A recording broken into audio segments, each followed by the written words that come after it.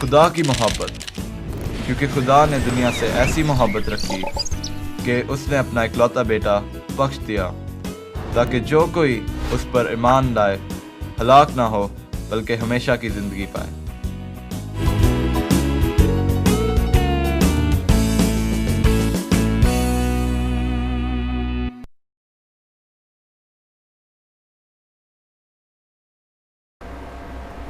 مسیح یسوع جو ہمارا عوضی، ہمارا کفارہ ہے، اسی کا وہ نام جو ہمیں اختیار بخشتا ہے کہ ہم جب بھی اور جہاں بھی اس نام سے جو کچھ مانگتے ہیں وہ پا لیتے ہیں۔ اسی اعلیٰ اور افضل نام میں وائلٹ سسل آپ سب کی سلامتی چاہتی ہوں۔ اب آئیے آج کے اپنے پروگرام کی طرف چلتے ہیں، جس میں ہم سب سے پہلے روپ جارڈن کی خوبصورت آواز میں یہ گیت سنتے ہیں، ایک مسافر یروشلم سے یرو کو گیا۔ تو آئیے گیت سنتے ہیں۔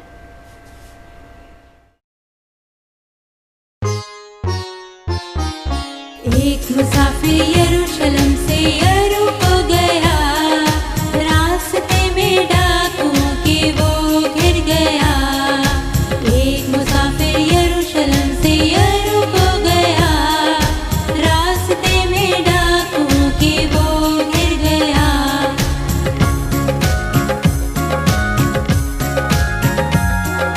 مارا کوٹا سب کچھ لوٹا، عزم و آسا چھوڑ گئے، مال اس کا چھین کر چور ڈاکو لے گئے۔ مارا کوٹا سب کچھ لوٹا، عزم و آسا چھوڑ گئے، مال اس کا چھین کر چور ڈاکو لے گئے۔ ایک مسافر یروشلم سے یرو کو گیا، راستے میں ڈاکوؤں کے وہ گھر گیا۔ جی تو ناظرین، کیسا لگا آپ کو یہ گیت؟ امید کرتی ہوں کہ آپ کو یہ ضرور پسند آیا ہوگا۔ تو آئیے آج کی کہانی سنتے ہیں۔ ہماری آج کی کہانی خداوند یسوع المسیح کی کہی ہوئی ایک تمثیل ہے، کیونکہ یسوع مسیح نے زمینی خدمت کے دوران بہت سے پوچھے گئے سوالوں کا جواب تمثیلوں کی صورت میں دیا۔ ہماری آج کی کہانی بھی ایسے ہی ایک سوال کے جواب میں کہی گئی ایک تمثیل ہے۔ اس کہانی میں ہم اس بڑے بھید کو جانیں گے کہ ہمارا پڑوسی کون ہے۔ تو آئیے یہ کہانی سنتے ہیں، جس کا عنوان ہے نیک سامری۔ آج ہم نیک سامری کی تمثیل کے بارے میں سیکھیں گے، اور ہمارا آج کا لفظ ہے تمثیل۔ ٹھہرو، کہانی سے پہلے مجھے تمثیل کے بارے میں تو بتاؤ، یہ کیا ہے؟ ارے تمثیل سے مراد ہے کسی بات کو تفصیل سے سمجھانے کے لیے ایک مثال دینا۔ بات کچھ سمجھ میں نہیں آئی۔ ارے تمثیل جیسے ہماری آج کی کہانی نیک سامری ہے۔ نیک سامری؟ یہ سامری کون ہے؟ سامری بنی اسرائیل قوم کا ایک قبیلہ تھا جس سے یہودی بہت نفرت کرتے تھے۔ یہ نفرت کیا ہوتی ہے؟ ارے نفرت یعنی یہودی انہیں پسند نہیں کرتے تھے۔ اچھا، لیکن وہ تو نیک سامری تھا نا؟ ہاں، خداوند تو ہر قوم، ہر قبیلے سے محبت رکھتا ہے۔ ہاں، یہ تو ہے۔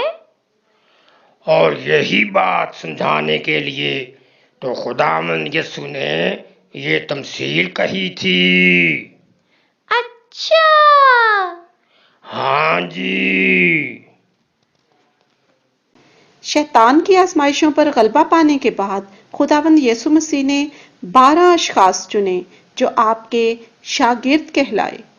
ان شاگردوں نے خداوند یسوع مسیح کی رفاقت میں رہ کر بہت کچھ سیکھا۔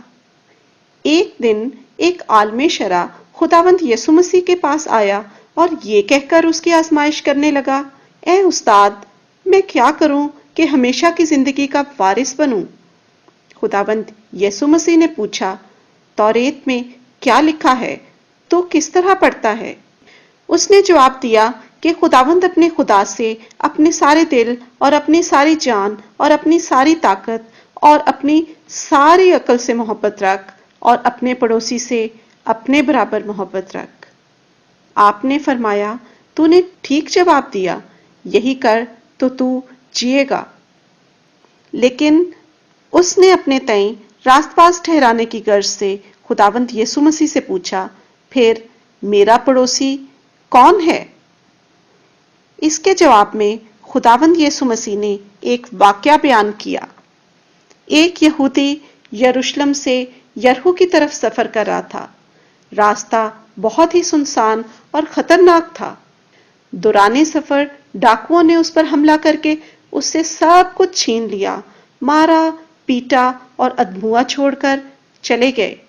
تھوڑی دیر بعد سڑک سے ایک یہودی کاہن کا گزر ہوا۔ جب اس مذہبی رہنما نے زخمی شخص کو سڑک کے کنارے گرا ہوا دیکھا تو اس کی مدد کرنے سے گریز کیا اور سڑک کی دوسری طرف سے گزر گیا۔ زیادہ دیر نہ گزری تھی کہ ایک لاوی کا بھی اسی سڑک پر سے گزر ہوا۔ لاوی یہودی قبیلہ سے تعلق رکھتے تھے جن کا کام ہیکل میں کاہنوں کی مدد کرنا تھا۔ لاوی نے بھی کاہن جیسا رویہ دکھایا، وہ بھی اس زخمی شخص کی مدد کرنے کی بجائے اس کو نظر انداز کر کے سڑک کی دوسری طرف سے گزر گیا۔ اس کے بعد ایک سامری کا وہیں سے گزر ہوا۔ عام طور پر سامری اور یہودی ایک دوسرے کو ناپسند کرتے تھے، لیکن جب اس سامری نے اس یہودی کو زخمی حالت میں دیکھا تو اسے اس پر بہت ترس آیا۔ وہ زخمی شخص کے پاس گیا اور اس کے زخموں پر تیل اور مے لگا کر مرہم پٹی کی۔ تب اس سامری نے اس زخمی شخص کو سڑک پر سے اٹھایا، اپنے گدھے پر سوار کر کے اسے ایک سرائے میں لے گیا۔ وہاں زخمی کو بستر پر لٹایا اور اس کی خوب دیکھ بھال کی۔ اگلے دن سفر پر روانہ ہونے سے قبل سامری نے سرائے کے مالک کو زخمی آدمی کی دیکھ بھال اور علاج معالجے کے لیے کچھ پیسے دیے اور کہا، اس کی دیکھ بھال کرنا اور اس کے علاج پر اگر مزید رقم خرچ ہو تو وہ میں واپسی پر ادا کروں گا۔ تب خداوند یسوع مسیح نے اس عالم سے پوچھا، ان تینوں میں سے اس زخمی کا کون پڑوسی ٹھہرا؟ عالم شرع نے جواب دیا، جس نے اس پر رحم کیا۔ خداوند یسوع مسیح نے فرمایا، جا تو بھی ایسا ہی کر۔ خداوند یسوع مسیح نے نیک سامری کا واقعہ ہمیں یہ سکھانے کے لیے بیان کیا ہے کہ ہم بھی اپنے پڑوسی سے، چاہے وہ ہمارا دوست ہے یا دشمن، محبت رکھیں۔ ایک دن ایک دولت مند نوجوان خداوند یسوع مسیح کے پاس آیا اور پوچھا، اے نیک استاد، میں کون سی نیکی کروں کہ ہمیشہ کی زندگی پاؤں؟ خداوند یسوع مسیح نے فرمایا، تم مجھے نیک کیوں کہتے ہو؟ نیک تو صرف ایک ہے اور وہ خداوند ہے۔ لیکن اگر تو ہمیشہ کی زندگی میں داخل ہونا چاہتا ہے تو خدا کے حکموں پر عمل کر۔ اس نے خداوند یسوع مسیح سے پوچھا، کون سے حکموں پر؟ آپ نے فرمایا، یہ کہ خون نہ کر، زنا نہ کر، چوری نہ کر، جھوٹ نہ بول، اپنے باپ اور ماں کی عزت کر، اپنے پڑوسی سے اپنی مانند محبت رکھ، کیونکہ پوری شریعت کا خلاصہ یہی ہے۔ اس نوجوان نے اپنے تئیں راست باز ٹھہرانے کی غرض سے خداوند یسوع مسیح سے کہا، میں ان پر بچپن ہی سے عمل کر چکا ہوں، اب مجھ میں کس چیز کی کمی ہے؟ خداوند یسوع مسیح نے اس کی طرف دیکھا اور اسے اس پر پیار آیا۔ تب خداوند یسوع مسیح نے فرمایا، اگر تو کامل ہونا چاہتا ہے تو جا، اپنا مال اور اسباب بیچ کر غریبوں کو دے، تو تجھے آسمان پر خزانہ ملے گا، اور آ کر میرے پیچھے ہو لے۔ مگر وہ نوجوان یہ بات سن کر غمگین ہو کر چلا گیا، کیونکہ بڑا مالدار تھا۔ तब खुदावंद यीशु मसीह ने अपने शागिर्दों से फरमाया, मैं तुमसे सच कहता हूं कि दौलतमंद का आसमान की बादशाही में दाखिल होना मुश्किल है और ऊंट का सुई के नाके में से निकल जाना इससे आसान है कि दौलतमंद खुदा की बादशाही में दाखिल हो। शागिर्द ये सुनकर बहुत हैरान हुए और कहने लगे, फिर कौन नजात पा सकता है? खुदावंद यीशु मसीह ने उनकी तरफ देखकर फरमाया कि ये आदमियों से तो नहीं हो सकता, लेकिन खुदा सब कुछ कर सकता है। इस पर पतरस ने खुदावंद यीशु मसीह से कहा, हम तो सब कुछ छोड़कर तेरे पीछे हो लिए हैं, बस हमको क्या मिलेगा? खुदावंद यीशु मसीह ने फरमाया, जिस किसी ने घरों या भाइयों या बहनों या बाप या माँ या बच्चों को मेरे नाम की खातिर छोड़ दिया है, उसको 100 गुना मिलेगा और वो हमेशा की जिंदगी का वारिस होगा। लेकिन बहुत से अव्वल आखिर हो जाएंगे और आखिर अव्वल। बाइबल मुकद्दस में खुदावंद यीशु मसीह की और बहुत सी बाकमाल तालीमात पाई जाती हैं, जिनसे पता चलता है कि हम में क्या कमी है और खुदा ताला हमसे क्या तवक्को रखता है। हम खुदा की उम्मीदों पर हरगिज़ पूरे नहीं उतरते। खुदावंद यीशु मसीह चाहते हैं कि हम अपने अमाल पर भरोसा करने की बजाय मुकम्मल तौर पर खुदावंद यीशु मसीह की उस लाजवाल कुर्बानी पर जो उसने हमारी निजात के लिए दी भरोसा करें। जी नाज़रीन, आपने कहानी देखी, कैसी लगी आपको? मुझे उम्मीद है आपने इसके वसीले ज़रूर बरकत पाई होगी। तो आइए नाज़रीन, प्रोग्राम के बकिया हिस्सा की तरफ चलते हैं, जिसमें हम डॉक्टर मार्टिन लूथर की मुख्तसर कैटेकिज़्म से कुछ हिस्सा आपके लिए पढ़ते हैं। हमारा आज का मज़मून है मार्टिन लूथर मुख्तसर कैटेकिज़्म का मुसन्निफ़, जिसमें हम लूथर की सवानाए हयात के बारे में सीखेंगे। इस मज़मून के तहत हम सीखेंगे लूथर की पैदाइश और तालीम, लूथर बतौर राहब, और इसके साथ साथ हम जानेंगे डॉक्टर मार्टिन लूथर के 95 थीसिस के बारे में, जो कि इस्लाह कलीसिया की इब्तिदा साबित हुए। तो आइए सीखते हैं। खुदावंद यीशु मसीह के मुबारक और जलाली नाम में आप सब की सलामती हो। आए हम डॉक्टर मार्टिन लूथर की ज़िंदगी के बारे में जानें। मार्टिन लूथर मुख्तसर कैटेकिज़्म का मुसन्निफ़। तहरीक इस्लाह कलीसिया की ज़रूरत। पहले 500 सालों में मसीह के आसमान पर उठाए जाने के बाद एजार सानियों और झूठे उस्तादों के हमलों के बावजूद भी कलीसिया तरक्की करती और फैलती गई। तकरीबन 600 ईस्वी में 2 चीज़ें वकूअ पज़ीर हुईं जो मसीही कलीसिया के लिए बड़े नुकसान का बाइस थी। पहली मुसलमानों की फतूहात और दूसरी रोम के बिशप का इस मनसब पर फाइज होना। मुसलमानों की फ़ौज ने शुमाली अफ्रीका, फ़लस्तीन, शाम और एशियाई कुचक को फ़तह कर लिया। इन फतूहात ने उन तमाम जगहों में मसीही कलीसियाओं को बर्बाद कर दिया। मगरबी यूरोप में रोम का बिशप मसीही कलीसिया का लीडर बनकर उभरा। वो स्पेन, फ्रांस, इंग्लिस्तान और जर्मनी की कलीसिया का सरबराह बन गया। वो पॉप के तौर पर जाना जाता था और उसने दावा किया कि उसकी तकर्री खुदावंद यीशु मसीह ने की है ताकि वो सब पर बशमूल मुल्कों के फरमा रवाओं पर हुक्मरान हो। पॉप अपनी ताकत को मसीह की खिदमत के लिए इस्तेमाल नहीं करता था, इसकी बजाय उसने मुखालफे मसीह तालीमात राइज की। पहला कानून एतराफ़ था, दूसरा ये कि नजात सिर्फ ईमान से हासिल नहीं होती बल्कि अच्छे ईमाल से भी। इसके अलावा उसने लोगों की इस तरह के ईमान की तरफ रहनुमाई की कि वो खुदा का फजल सिर्फ बिशपों और पासबानों से हासिल कर सकते हैं जिन्हें पॉप ने मुकर्रर किया हो। जब कुछ लोगों ने बरमला कहा कि जो तालीम पोप दे रहा है वो बाइबल मुकद्दस की तालीम के मुनाफी है, तो उसने उन तमाम लोगों के लिए सज़ा का हुक्म दिया जो उसकी इजाज़त के बग़ैर बाइबल पढ़ते हैं। मुसलमानों की फतूहात और बिशप के इक़्तिदार में आने के नतीजे में अंजील की सच्चाई तकरीबन ख़त्म होकर रह गई। इस्लाह कलीसिया की अशद ज़रूरत थी ताकि बाइबल मुकद्दस का असली मकाम बहाल हो اور نجات کی سچائی کو اس کے کھوئے ہوئے مقام تک واپس لایا جائے۔ چنانچہ خدا نے لوتھر کو اصلاح کلیسیا کے لیے استعمال کیا۔ لوتھر کی پیدائش سن 1483 اور تعلیم۔ سن 1483 میں کولمبس کے امریکہ دریافت کرنے کے 9 سال پہلے لوتھر جرمنی کے ایک چھوٹے قصبہ ایزل بین میں پیدا ہوا۔ اس کے ماں باپ قسم پرسی کی زندگی گزار رہے تھے، لیکن وہ جانتے تھے کہ لوتھر ایک ہونہار لڑکا ہے، اس لیے انہوں نے اس کو اسکول میں بھیج دیا۔ جب لوتھر 14 سال کی عمر کو پہنچا تو اسے تعلیم جاری رکھنے کے لیے گھر کو چھوڑنا پڑا۔ کچھ دوسرے لڑکوں کے ساتھ جن کے پاس مناسب فنڈز نہیں تھے، لوتھر کو اپنی خوراک کی ادائیگی کرنے کے لیے امیر لوگوں کے گھروں میں گانے کے لیے جانا پڑتا تاکہ اپنی تعلیم کو جاری رکھ سکے۔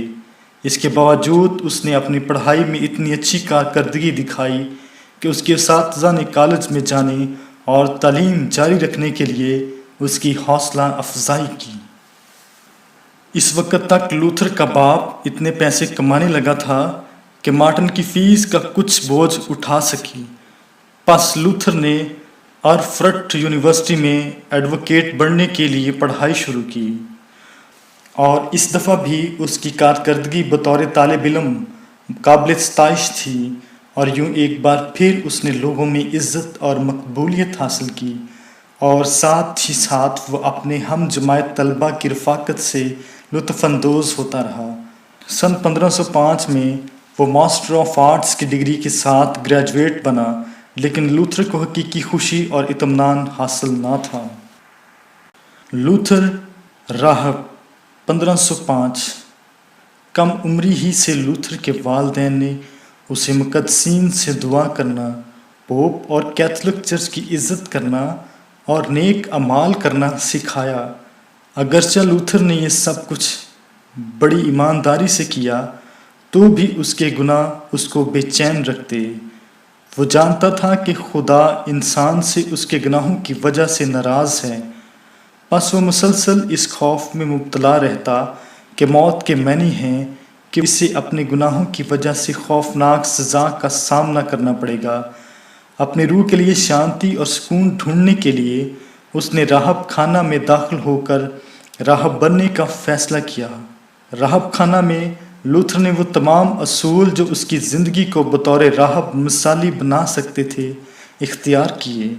اس نے سخت بستر پر سو کر اور اپنے بدن کو مار کر اپنے آپ کو اذیت پہنچانے کی کوشش کی۔ 1507 میں وہ پاسبان بن گیا اور اس نے پہلی پاک ماس یعنی پاک عشاء کی رسم کروائی، لیکن کسی چیز نے بھی لوتھر کو وہ ذہنی سکون نہ دیا جس کی اسے تلاش تھی۔ لوتھر وٹنبرگ میں سن 1508 ڈاکٹر اسٹیو پیٹس جو راہب خانہ کا سربراہ تھا، اس نے لوتھر کو وٹنبرگ میں بھیجا تاکہ ایک نئی یونیورسٹی میں بائبل پڑھانے کے لیے اپنے آپ کو تیار کرے، جس کو سکسونی کے رائے دہندہ حاکم نے ابھی شروع کیا تھا۔ اسٹیو پیٹس کو امید تھی کہ لوتھر کو یہ کام بائبل کا مطالعہ کرنے کا زیادہ موقع دے گا۔ اس کو یہ بھی امید تھی کہ تدریس لوتھر کو اتنا مصروف کر دے گی کہ اسے اپنے گناہوں کے بارے میں سوچنے کا بہت کم وقت ملے گا۔ اس سے پیشتر جب لوتھر راہب خانہ میں تھا، اسٹیو پیٹس نے اسے بتایا تھا کہ وہ اطمینان جس کی اسے تلاش ہے اسے یسوع میں مل جائے گا۔ لوتھر کو وٹنبرگ میں پروفیسر کے طور پر خدا کے پاک کلام کے بتدریج گہرے مطالعے سے مسیح میں خدا کی محبت کو جاننے کا موقع ملا۔ آخرکار بائبل مقدس کے ذریعہ لوتھر کو وہ سکون مل گیا جس کا وہ شدت سے متلاشی تھا۔ لوتھر نے بہت جلد ایک بہترین استاد اور مبشر ہونے کی شہرت حاصل کر لی۔ طلبہ مختلف جگہوں سے اس کی کلاسوں میں آتے، لوگ اتنی بڑی تعداد میں اس کے وعظ کو سننے کے لیے آتے کہ اس کو وٹنبرگ کے ٹاؤن چرچ میں وعظ کرنے کا کام سپرد کر دیا گیا۔ لوتھر نہ صرف مدلل انداز میں تعلیم دیتا اور وعظ کرتا، بلکہ اچھوتے انداز میں نئی باتیں لوگوں کو بتاتا تاکہ ان میں خواہش پیدا ہو کہ کلام کو سنیں۔ گناہوں کی معافی کے متعلق اس نے کہا، یہ کوئی ایسی چیز نہیں ہے جس کو ہم اچھے اعمال کے وسیلہ سے خرید سکیں، بلکہ یہ ایک انعام ہے جو خدا ہمیں اس کام کی بدولت جو ہمارے نجات دہندہ مسیح یسوع نے کیا ہمیں بخشتا ہے۔ اس لیے نجات کلی طور پر اور صرف یسوع پر ایمان کے وسیلہ سے ہے۔ لوتھر کے 95 تھیسس سن 1517 لوتھر کی نئی تعلیم نے جو بائبل مقدس کی سچائی کی تعلیم کی طرف واپس لوٹنے کے مترادف تھی، 1517 تک کلیسیا میں کوئی ہیجان خیز کیفیت پیدا نہ کی، لیکن اس سال ایک ایسا واقعہ پیش آیا جس سے واضح طور پر اصلاحی کلیسیا کی ابتدا ہوئی۔ سینٹ پیٹرز چرچ روم کے لیے فنڈز جمع کرنے کے لیے پاپ نے پورے جرمنی کے ملک میں معافی نامے فروخت کرنے کی اجازت دی۔ لوتھر نے ان بیکار کاغذوں کے ٹکڑوں پر اعتراض کیا جو لوگوں سے یہ وعدہ کرتے ہیں کہ یہ لوگوں کو ان کے گناہوں کی سزا سے رہائی دیں گے اگر وہ اپنے گناہوں کے اعتراف میں ان کو پیسے دے کر خریدتے ہیں۔ اس نے لاطینی میں 95 مقالے یا تھیسس لکھے اور ان میں اس نے واضح کیا کہ یہ معافی نامے بائبل مقدس کی تعلیم سے متصادم اور منافی ہیں۔ 31 اکتوبر 1517 کو لوتھر نے یہ مقالے کاسل چرچ کے دروازے پر لٹکا دیے۔ اس چرچ کا دروازہ وٹنبرگ میں پبلک کے لیے اطلاعات چسپاں کرنے کے لیے استعمال ہوتا تھا۔ لوتھر کا ان مقالوں کو یہاں لگانے کا مقصد صرف یہ تھا کہ کوئی یونیورسٹی سے اسے چیلنج کرے اور وہ اس سے ان مقالوں کے سلسلے میں مباحثہ کرے۔ یہی وجہ تھی کہ اس نے انہیں لاطینی میں لکھا تھا۔ پھر بھی ان 95 مقالوں کو بڑی تیزی سے ترجمہ کرنے کے بعد چھاپا گیا اور پھر ان کو جرمنی کے بیشتر حصوں اور یورپ کے دوسرے حصوں میں تقسیم کر دیا گیا۔ وہ جہاں کہیں پہنچے انہوں نے لوگوں میں جوش پیدا کر دیے۔ آخر کار پوپ نے لوتھر کو حکم دیا کہ وہ روم میں آئے اور بدعتی تعلیم کے الزامات کا جواب دے۔ لوتھر کے حکمران نے اپنا اثر و رسوخ استعمال کرتے ہوئے اصرار کیا کہ لوتھر کا کیس جرمنی میں نپٹایا جائے۔ جی ناظرین، آپ نے ہمارا آج کا پروگرام دیکھا، کیسا لگا آپ کو؟ ہمیں ضرور لکھیے گا۔ ہمارا پتہ ہے Bible correspondence and teaching school, PO box number 6، Sahiwal, Pakistan.